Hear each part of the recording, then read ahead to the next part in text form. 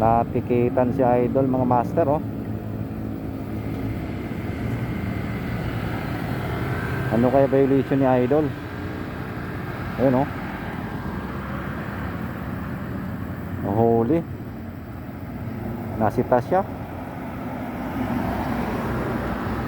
Ito yung model nila, oh. Yan. Nawala yung ano mga master. Nawala yung mga naglalaro dito, oh. Yun, hinahanapan ng patil pala si Idol.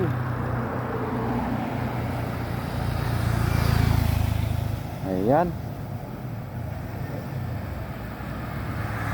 Biglang tahimik mga master yung ano, eh, yung manukan. Nawala yung mga naglalaro dito, oh. Ayan, ito na lang mga nanonood ang nandito. Ano?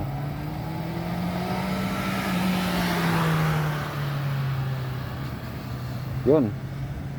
May papel naman siguro pinakita si Idol, oh. Binalik yung papel. Yun.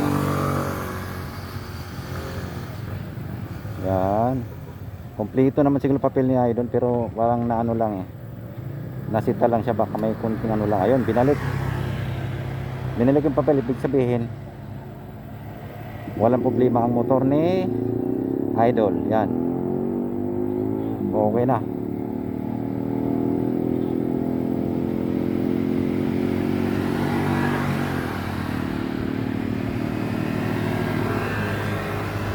Ayan lang mga master. Isang motor sinita, pero okay naman yung lahat ng papel, siguro nakita nila. Ito, ito na si Idol, oh.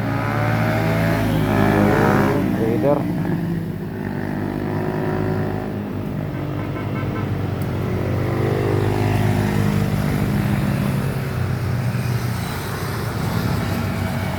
Yan. Nawala yung mga naglalaro.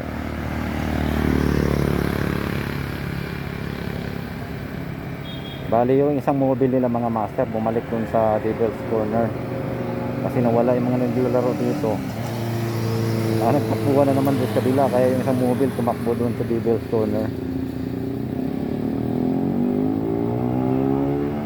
Yan. Yan lang mga master.